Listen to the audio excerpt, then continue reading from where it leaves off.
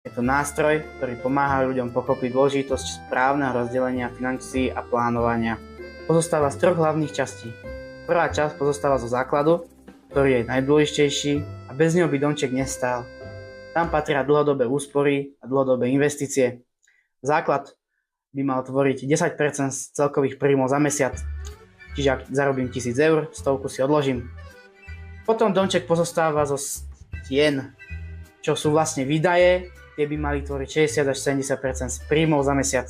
Čiže 1000 si zarobím, 600 až 700 miniem na stravu, nájom a podobne.